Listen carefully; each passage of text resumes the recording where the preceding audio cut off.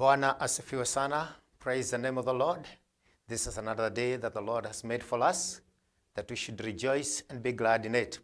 Welcome to our program today, The Bread of Life. And I thank God that you have come.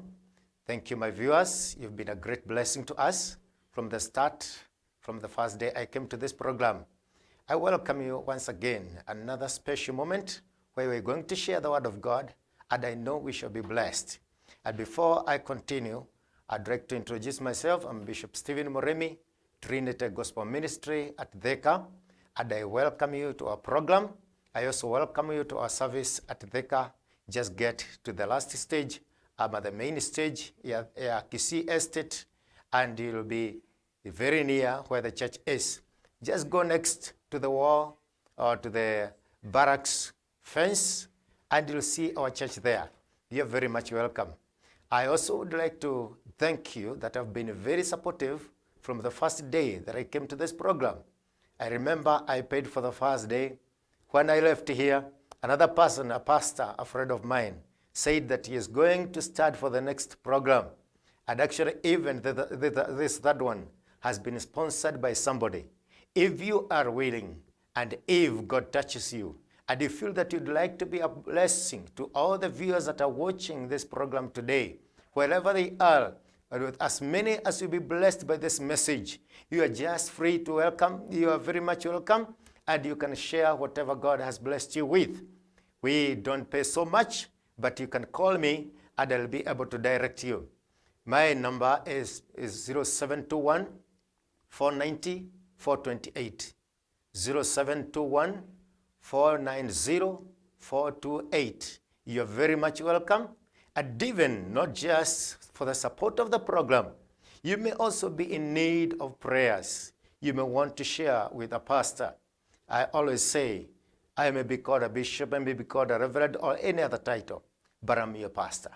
Just feel comfortable to share with me anything, because I'm there for you. Your closest shepherd is your pastor, although we still have our senior shepherd, who is Jesus Christ. Today we are going to speak on marriages, and we are going to talk of paying the price to keep our marriage, because most of the time you are hearing cases here and there. Every time you go to the office as a pastor, you're finding several cases. People are fighting. Some people have killed each other. People are separating. People are divorcing. People are killing one another. And all this, there is no peace in the marriages. And you may ask yourself, why? It is good to understand that from the beginning, the Bible opens with a marriage of Adam and Eve. The first miracle that Jesus performed, he performed at the Cana of Galilee at a wedding ceremony. And the Bible closes with the marriage of the Lamb. And therefore, if marriage is so central, then know that the devil is also against marriage. And he wants to make sure anything that God instituted has come down. Marriage is one of God's institution. And it is so sacred that God placed it in a very central place at the start of the Bible, at the opening and at the closing. And the first miracle of Jesus Christ was done at a ceremony, wedding ceremony. And therefore, when you have entered into marriage relationship, know that that is a war like any other. Just as when you go to salvation, you have to fight out to make sure that you may remain in the faith. You have to work out your own salvation with fear and trembling. And in the same manner, you have to work out your marriage. It is not easy, and the devil is not giving way. He is ready to bring it down. Do you know why? Every foundation of a strong society is in marriage. Every foundation of a strong future is in marriage. Every foundation of a strong people, a strong community, people who love one another, people who will support one another, is on the foundation of marriage. And a strong church is founded on marriage. When the society is rotten, there is no church. And if the church is full of single mothers, single fathers, single this, single that, single individuals, people that are hostile in the spirit, people that have been divorced and are bitter within, people that are suffering back at home, then you don't have a church that is at peace. And for that reason, when we purpose to address this issue, I know so many people have addressed it in different ways. And I would like you also to give me an ear and see how I'm also going to address it, because at the end of the day, the Bible will give us an answer to the problems that be. Therefore, wherever you are, pay your attention and let us share the word of God.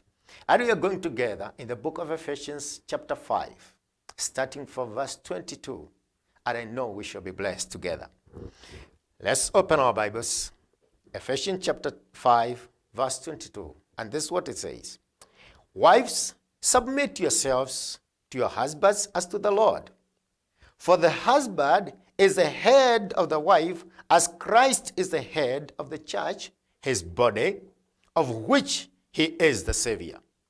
Now, as the church submits to Christ, so also wives should submit to their husbands in everything. Husbands, love your wives just as Christ loved the church and gave himself up for her, to make her holy, cleansing her by the washing with water through the word, and to present her to himself as a radiant church without stain or wrinkle or any other blemish, but holy and blameless. In this same way, husbands ought to love their wives as their own bodies. He who loves his wife loves himself. After all, no one ever hates his own body, but he feeds and cares for it, just as Christ does the church. For we are members of his body. For this reason, a man will leave his father and mother and be united to his wife, and the two will become one flesh. This is a profound mystery, but I'm talking about Christ and the church. However, each one of you must love his wife as he loves himself, and the wife must respect her husband. Let's pray together. Gracious Father, in the name of Jesus Christ, we thank you for giving us life today, for giving us an opportunity to be here, to hear your word as you speak. May you open our hearts, may you open our minds, may you open our ears to hear, to understand, and to perceive your word. Thank you for every viewer that you brought online, and as many as you'll hear even after. I pray in Jesus' name, let your word radiate through their lives, and every dark place be put and exposed to light, the light of the word of God. We thank you and bless your name. Speak to every individual for the glory and honor of your holy name. In Jesus' name, Father, we pray. Amen. Praise the name of the Lord. Today, if there is anything that is in danger, it's not the girl child. For quite some decades now, we've been campaigning for the security, for the safety of the girl child. Unfortunately, sometimes at the detriment of the boy child. But let me tell you, any father that you see, any mother that you see, any husband that you see, any wife that you meet with, is yesterday's boy or girl. And if we take care so much about the girl child and fail to take care of the boy child, then we are preparing a girl without a husband. We are preparing a girl that will not get married. We are preparing a girl that will be too strong for any boy to approach. And for that reason, if we want to deal with the equality issue, Equality does not come by suppressing one to raise another. Equality comes by upstanding one to get to the level of the other and then keeping them moving together. None should be left behind. That's why we have very senior women, very rich women, but have no husbands. Because they were brought up in their generation alone. And the husbands and the boys were left in the field. So she wants to get married, but she has nobody who is her equal of her age. And for that reason, now we are realizing the crisis, and we are going back to look for the lost boy child. And if we get that boy child and still raise him alone, we'll also lose the girl. We have to learn now the standards of the scripture so that we may know how to prepare our boy to become the next dad, to become the next husband, our girl to become the next wife, to become the next mother. If we don't do that, even the church itself is in trouble and it has failed on its mandate. We as ministers of the gospel are not to be spared either. If we keep quiet when things are running and let the country, let the politicians, let the society run these programs, I tell you, we'll also suffer loss, because tomorrow we shall not have a stable church if we don't have a stable society and if we don't have a stable marriage. Therefore, as the custodians of God's word, we ministers of the gospel have the responsibility to teach the society, to teach our congregations, to teach our brothers and sisters what it means and the purpose of marriage. Today, we are going to talk on paying the price, because everything that you work for in life, you have to pay its price. If your children are to go to school, you have to pay the price. If you are to start a business and that business flourishes, you have to pay its price. If you are to keep yourself healthy for the next generation, you have to pay the price. And in the same manner, if you are raising a stable marriage, a price has to be paid, and dearly paid. And for that reason, today we have read a very familiar scripture. And the very first word has opened with wives. Why the Holy Spirit chose to start with the wives, I don't know. But we have two commands for the wives and one command for the husbands. The first command for the wife is that submit yourself to your husbands as unto the Lord. Even a woman, even a wife, understands what it means to submit to her Christ as unto the Lord Jesus Christ. If she understands what that one means, which she will not understand from books unless it is revealed to her by the Almighty, what it means to really surrender and submit to her Master, Jesus Christ, then if she cannot submit to Jesus Christ, she will not submit to her husband. And if she cannot learn by revelation what it means to submit to her husband, no man will ever teach her. No woman will ever teach her. No conference, no seminar. Because the Bible is very straightforward. Submit yourself to your husbands as unto the Lord. There are some women that are very busy in the house of God, submissive to their pastors, submissive to the congregation, submissive to the task ahead, submissive to the work of the ministry, submissive to the Jesus Christ. But if that submission does not translate to the submission to your husband back at home, if it has some seed of disobedience to your husband, then that is not a godly foundation for submission. 2, it is finished by, she must respect her husband. That was the last statement. The wife must respect her husband. It's not a choice. I've ever heard people say that respect is earned. In the Bible, respect is not earned. Respect has been commanded to the women to respect their husbands. And if it is a command, it's a command. And it is the command to the body of Jesus Christ.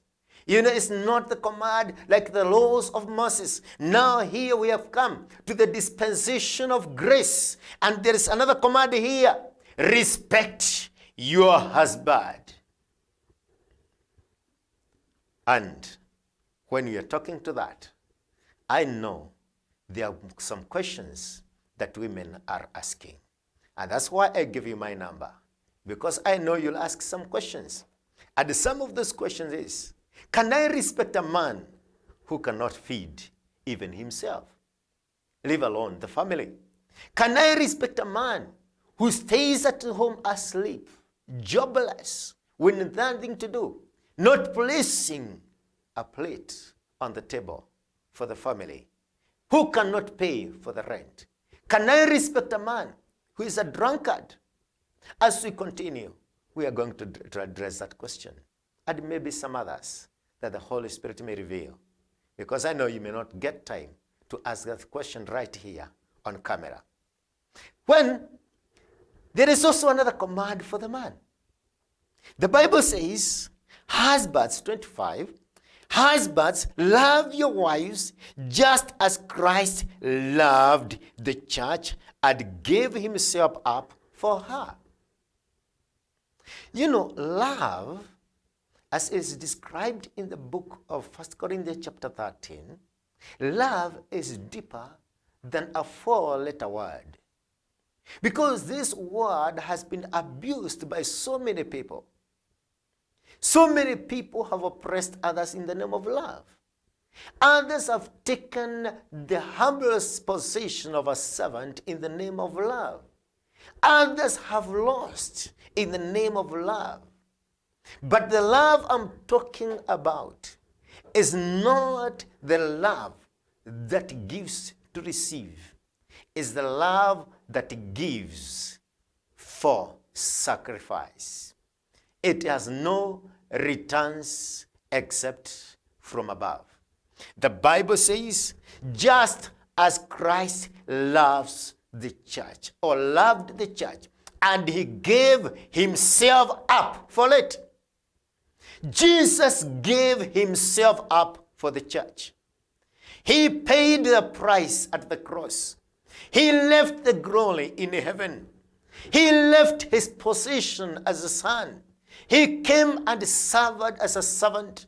He humbled himself to the point of death, even a very ugly death, the death on the cross. And after the death, that's when he was able to bring forth another seed of the living people. The people that can be called the body of Jesus Christ. The people that can be called his body. And when he is called its head, the head of the body, he is not ashamed. When you are called a husband to a wife, a father to some children, are you proud of that? Can you be proud of the kind of the family that you've brought forth? Can you be proud of the wife that you've brought forth? The funny thing is, the Bible continues to say, to make her. How did Jesus love the church? He gave himself up for her for 3 things. 1, to make her holy. She was not holy.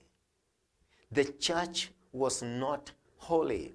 Romans tells us, when we were yet sinners, Christ died for us.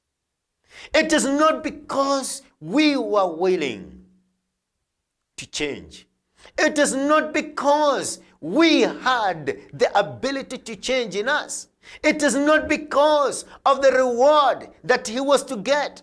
It is because he loved it unconditionally. He was ready to pay any price to show his love to his bride, the church.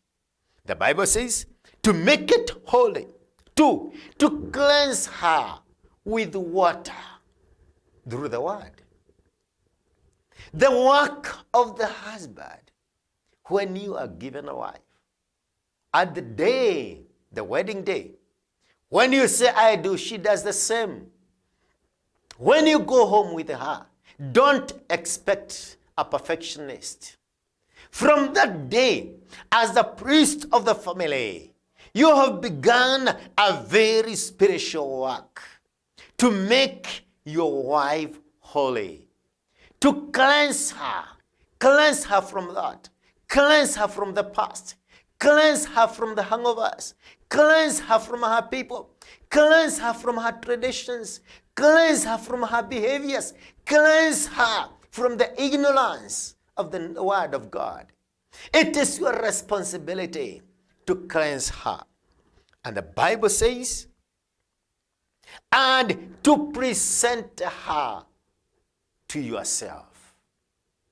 You are going to present her after you have made her holy, after you have cleansed her.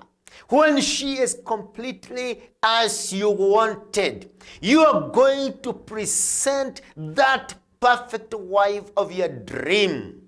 You are going to work it out. You are going to sculpture her. You are going to cut her from that quarry that you get on the wedding day. You didn't get a wife. You got the materials. You got the bath to make out of it. You got a big rock to sculpture, to cut the wife that you want from there. And then present her to yourself when you have fully known, this is what I've been looking for. That's not an overnight journey. That is just a journey that will continue, and you might continue a lifetime.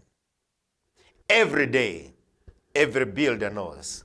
He goes around his house and he sees from time to time, here I needed a shelf. Here I needed another room. Here I needed this color. Here I needed this decoration. Here I needed this. He continues to beautify his house every day. Your wife is your house. Beautify it. You are to present her to yourself. And the Bible says, and to present her to himself as a radiant church. That is Jesus Christ. That's what he did. And that's what he expects us to do. He came and made us holy. He has been cleansing us every day with his word. Even today he is cleansing you. He has cleansed me. He is cleansing me. Every person who hears the word, every time the word challenges you, every time the word commands you to do something, every time the word demands something from you, it is the process of cleansing. Cleaning your mind, changing your thinking, changing your view of things, changing your behavior, changing your conduct in one way or another, changing your speech. That's what cleansing is all about. And finally, he is ready to present you before his Father as a holy kind of the wife he always wanted. He is taking you to his Father to show him the work that he did at Calvary. He is taking you there. Husband, I'm asking you, are you ready to present your wife one day? Are you ready to present her and say, this is what I have done? You gave me a girl. I made her a woman. I made her a wife. I've made her a mother. I've made her for myself. She is what she is because of what I've done. Now, men are also asking a question. How can I love the wife who cannot submit to me? Who does not respect me? Even the little efforts that I make, she does not recognize. Who has a backing of the society's opinion? Who has a backing of the economic support? And I have none. Who has become strong financially, and she is seeing me as nothing. Because of that, that's why we are here. Today, as we think of the two questions, the question is, shall we give up and say, let marriage die, as it is doing? Divorces every day, murders in marriages every day. Children are slaughtered for nothing. They have committed no sin. They're innocent. They have done nothing wrong, but they are being slaughtered together with their mother. The husbands are killing their wives, the ones they said one day I love, for better, for worse. Wives are killing their husbands. They are paying some guns to pay them to eliminate him, so that you may be left with the freedom. The very man that you said, I am giving a ring and I'm binding you forever. Today, you are leaving him for another man. Today, you're leaving him because you've been uplifted financially, because you've been uplifted by your people. You have the backing of your people. You've forgotten the vows that you made, for better, for worse. Some are not running away because they've been threatened. Some are not running away because they are suffering. Some are running away because they have seen another field they can enjoy alone. Let me ask you a question. Did the prodigal son run away because there was no food at home? Did he run away because he had no comfort at home? Is it because he had no loving father? The spirit of arrogance that was in him is still at work even today. Children can run away from their loving fathers and mothers. Parents can run away even when the children need them. Wives can run away from their loving husbands and supportive husbands. And even husbands can run away from very submissive wives.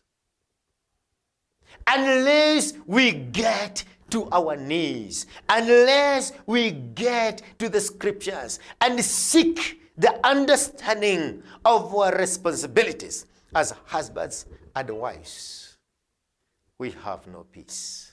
And our marriages will soon crumple down.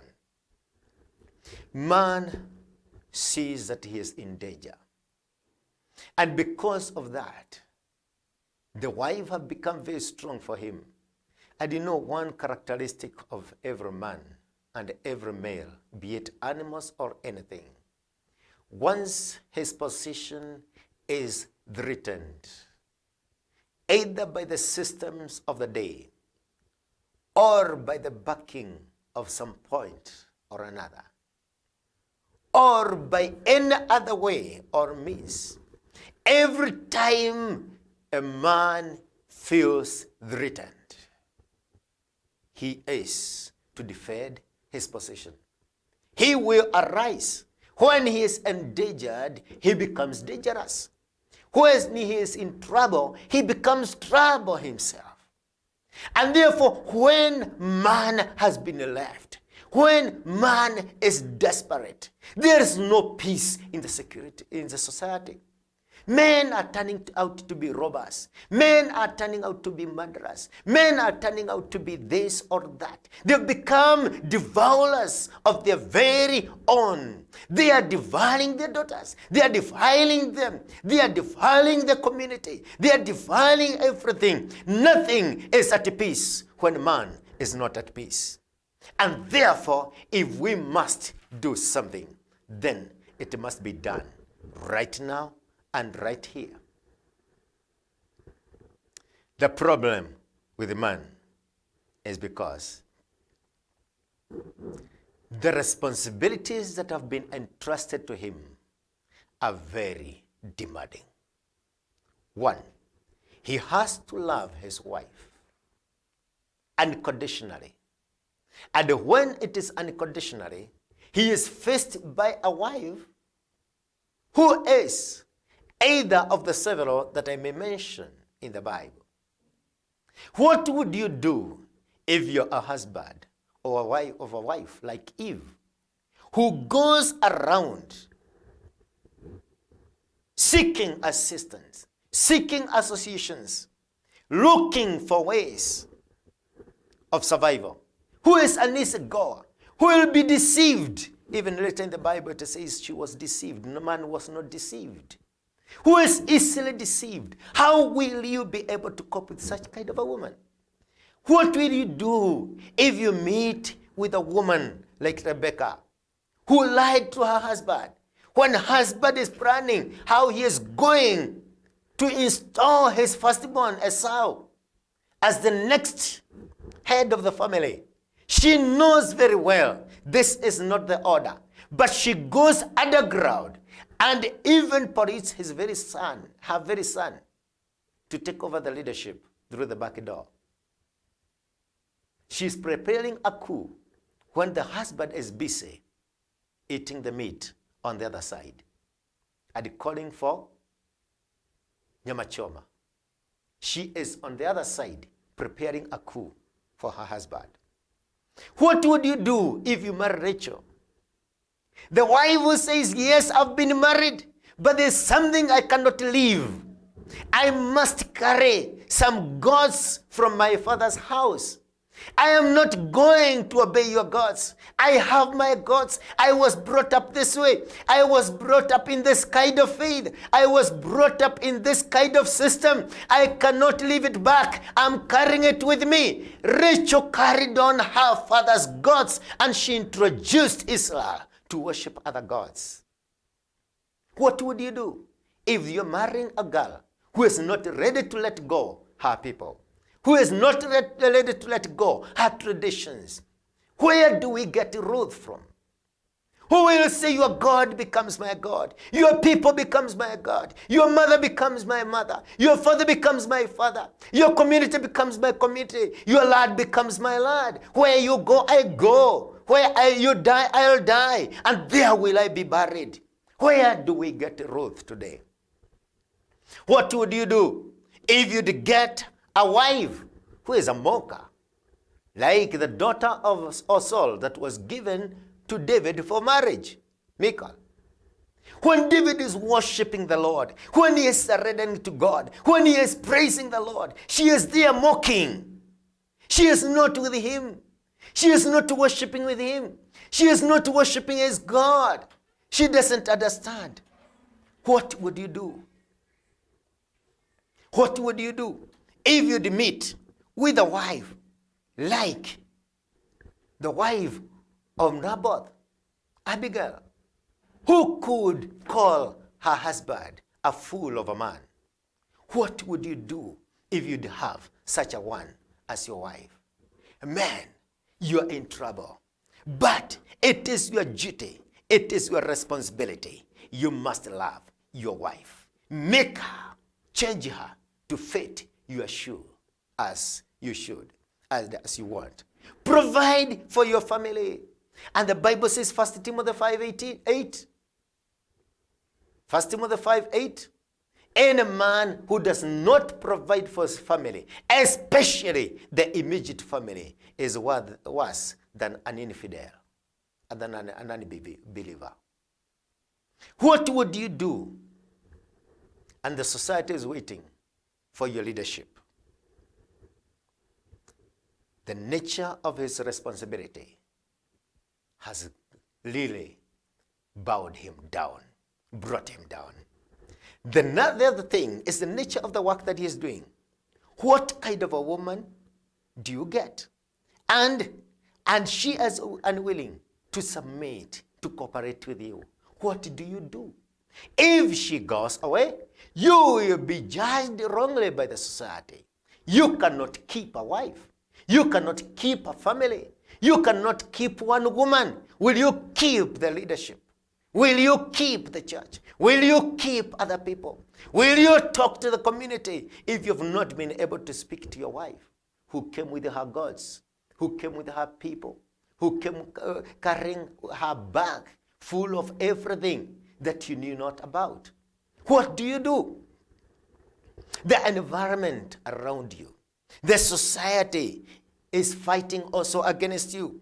Joblessness, discrimination, victimization, threats, inferiority complex come in.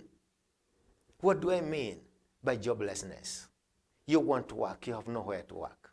You have no job. And even the little that you're getting, you are being hunted every now and then. Taxes are here. Council revenues are there. Everything is there. You don't know. You have a 500 shillings, you want to start a business. You cannot run it for 2 days without being demanded to pay for it. What do? And the same 500 is waited in the evening. And the systems are not ready to support you.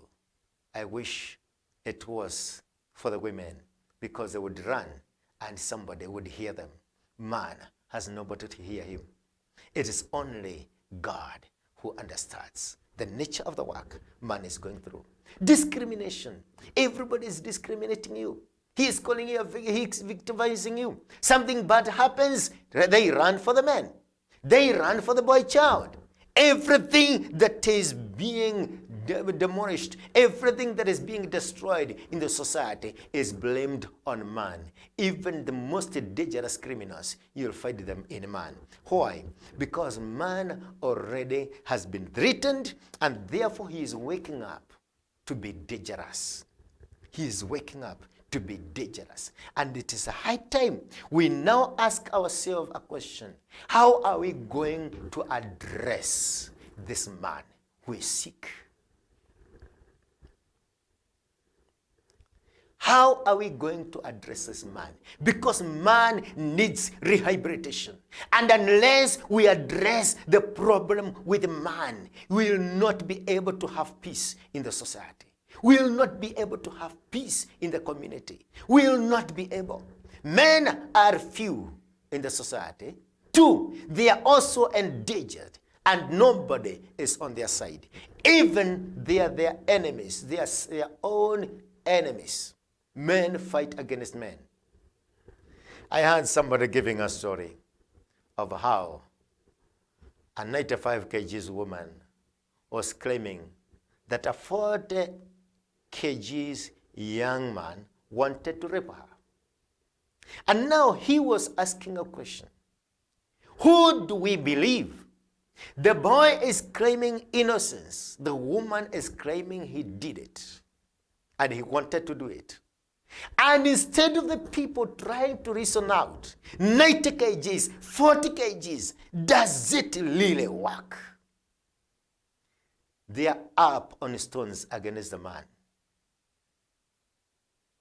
Man, you're in trouble. Men, young ladies are seducing young men. But once she has gotten him, then she runs around and claims that he took advantage of her. Man again in trouble. Go to Kamete prisons.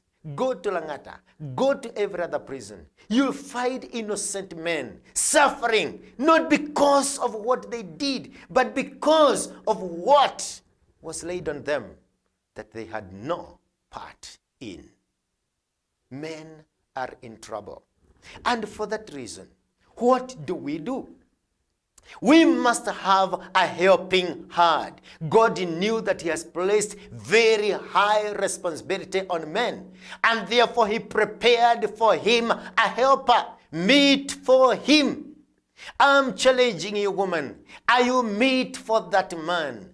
When you decided to get married to him, had you counted the cost? And had you said for better, for worse?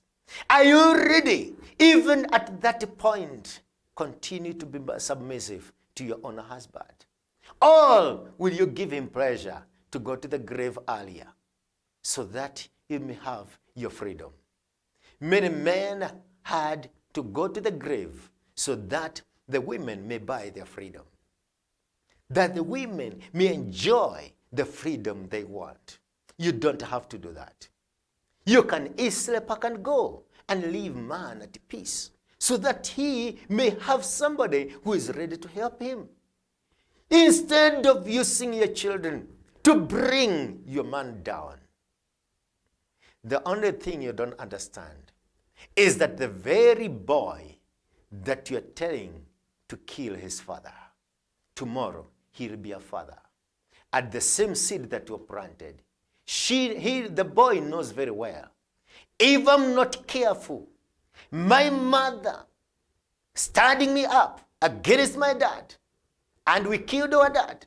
Now my wife can stab my sons to kill me. And for that reason, man will live a survivalist. He is going to make a defense before he is offended. If there is any remedy to the marriage issues, mothers have to shape up. I challenge you to shape up. You're not bringing up your daughters to become wives. You're bringing up daughters to become independent of men. You're bringing up sons that cannot stand to be somebody's husband, because he knows very well he will gather wealth, he will build houses, but his wife will kill him so that she may inherit. You are not doing good.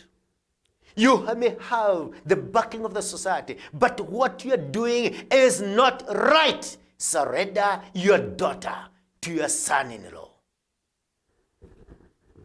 Surrender your son also to his wife. It is either way. What do? Submit in everything. Man needs rehabilitation. And rehabilitation will not start with the man. It will begin with the woman. Woman, get back to your position. Learn to submit to your own husbands. Follow and support the vision of your husband. Build him up with your resources. If you become empowered, you become rich. If you come from a very rich background, get that wealth and support your husband up that he may grow. You will never enjoy being a queen without a king above you. The best way to become a queen is to support your husband to become the king, and you automatically become a queen. But if you want to become a queen at the detriment of your husband, at the detriment of your marriage, that one will not give you peace. You will get to that position, but find that inside you are empty because you need a man. And thus God's ordained that a woman needs a man. Adopt the new environment you find in that family. You'll find that the husband had people, had her family, had her mother, had her father.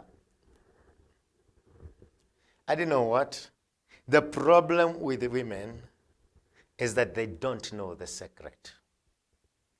This man that you're coming to today has been with his mother for all his life. The mother knows all the tricks to win her son. She has been kept as a mother's son. And now you are going to that family. The best way is not to go and snatch away your husband. Remember, he is somebody's son.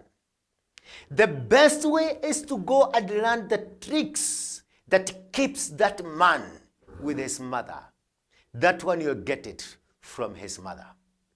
The best way is to go and win the trust of that mother you call mother-in-law.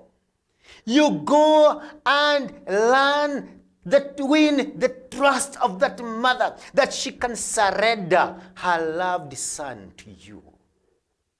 Play your games right. You are going to get that man. And not just a man, you're going also to get the support of his mother to raise your marriage. But if you go breathing fire, ready to snatch that son from his mother, I tell you, you're going to face the same trouble to get him there. And the man has no say. Sometimes he doesn't even know what you're fighting for. He doesn't even understand why you're fighting. He doesn't even understand what is wrong with his mother. Yes, he has been commanded to live and cling to you. But you must win his heart so that you may win him from his mother. You are going to win two people here. You are going to win your husband from his mother, and you're going to win your mother-in-law's trust to surrender her son to you. If you learn that secret, you'll keep your marriage. 2, respect that man as a man. He is a man, and he will remain a man. He is your man. If you don't respect that, you're in the wrong place. You need another woman to be with you. But if you can recognize and understand and take man to be man, then have one for your husband. And this is how you're going to do it. Appreciate. I've already said that he had a life before you came, and he had a mother. Win the two. 2, respect his rights both in the house, in the society, and also in bed. If there is any war men are suffering from, is what we call Cold War. Women know how to hate hard. They know where to hate. When a man has been denied of what is rightfully his, 1 Corinthians chapter 7, starting from verse 1, the Bible says, you woman, you don't own your own body. You own it corporately with your husband. In the same manner, the husband owns his body corporately with the wife. And nobody has a right over the other, over each other's body. Whenever he needs you, be available for him. Whenever she needs you, be available for her. Because this is your own cistern. The Bible says, drink the water from your own cistern. Even if it overflows on the road, run with it and continue drinking. Drink that water until it quenches your thirst. You know what, women? If you overfeed your man, he'll not eat in a hotel. He'll not need to go to any other hotel. Overfeed him. Remember, he is your firstborn. He is your boy. If you don't feed him beyond limit, if you feed him halfway, he is going to fill up. When he gets somewhere at a hotel, and the hotels are all over, starting from your phone, all his phone, TV, everywhere, outside the door, many women are waiting there to see a lazy wife. And they'll keep her husband for her. They are not doing it because they hate you. They are just filling up what you didn't fill. They are just paying the bills you didn't pay. Go and get your man. Put him on the table. Feed him. Both on the table and in bed. And when he is walking out, he has nothing to correct outside there. Because if anybody is hungry, he has something to correct on the way. Lead the children to respect their father, to respect your husband. Lead them. You have them most of the time. What do you talk of them? What do you talk of him to them? Some say, you see your father is a fool. You see your father, I don't know what kind of a man he is. Whatever you are feeding your children on, they will vomit it to their father, either by words or by action. A certain man had a very loving father. He has brought him up, he has educated him, and the mother died when he was still growing. And the man was left in the farm. The boy grew, and he went to the city, and he got a good job, and he got married. And in the course of the time, the father got sick, and he ran to his son. He ran to his son, and he told him, I want to go to hospital. And he was to be there for medication. And when he was staying there, the man got the medicines, he got out of the hospital, and he was to be taken care of. But the wife said, you cannot keep your father here. We have no big room. How am I going to walk around in the house when I have 2 men in the house? Take your father back at home. And the man took the father back at home when he was still unwell. And he went there either to die. He had nobody else to attend him. When he was almost getting home, there was a big river. And it was overflowing. But there was a large rock between the river, and he carried his father because he could not cross the river, and the vehicle could not cross either. He carried his father on his hands. And because the waves were strong, he placed the father in the middle of the river on that rock to go and check the way ahead. And when he checked the way forward, he came back to his father and found his father weeping. He asked him, "Father, why are you weeping?" He said, "When you were still young, my father got sick, and I took him to Nairobi. My mother could, your mother could not have him in the house. I was forced to bring him back at home. And when we were coming home, I placed him on this rock to check my way. Now, it's my turn. And next time, it will be your turn." The boy kept quiet and wondered, what am I doing? He took his father back to Nairobi. And he told his wife, "From today, respect my dad. He is my dad. He gave you a husband. He gave you what you have today. So if you cannot respect my dad, you cannot respect me." And when man stood on his ground, his wife respected his father. That is not the same case when the in-laws come to the man's house. They are treated sometimes with speciality. But when his parents come, they are mistreated. Because he has given room for his wife to do things as she wants. Brethren, it's time we get back to the Bible. Let us respect our parents. Let us respect our people. Let us respect our marriage. Let us respect what God has given us. Let us respect the people we find in marriage. They matter a lot. I want us to pray. And as we pray, I would like to ask you a question. Are you man enough to cultivate, to work on your wife, to present yourself as her to yourself? Are you woman enough to rehabilitate your husband by submitting to him, respecting him, and causing the children to respect him? He is going to regain his glory. Support him with what you have. Set him a business. Set him a job. Get him a job. If you're more educated than him, get him somewhere he can be proud coming with food in the evening. Let's pray. Father, I thank you. I bless your name. I know it is hard, but it is possible. I commit marriages unto your hands. I commit women unto your hands.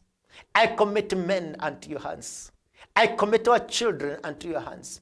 I pray that you may give us, by the insight of your word, to understand what marriage is all about, to understand this institution that you started, that you followed so much, that you said that you raise a husband and a wife so that you may have a holy seed.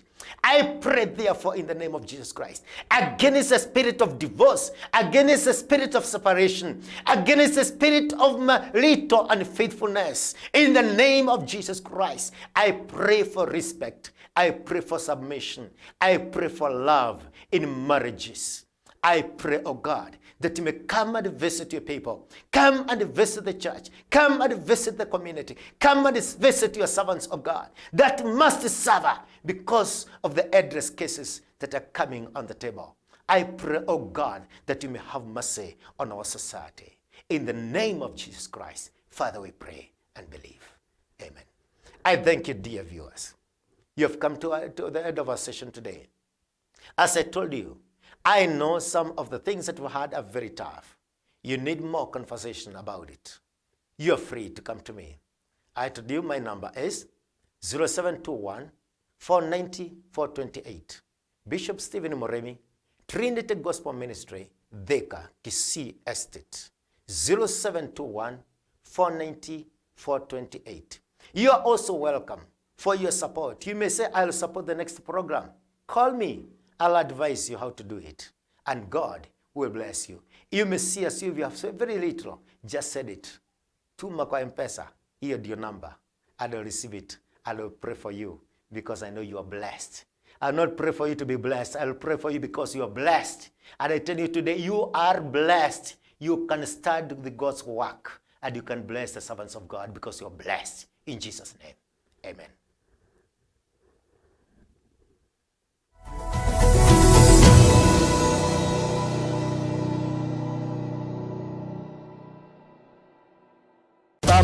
Diaspora Realty Limited, a real estate company that sells land in Nanyuki. They sell serviced plot at a favorable price, 50 by 100 at 200,000 Kenyan shillings.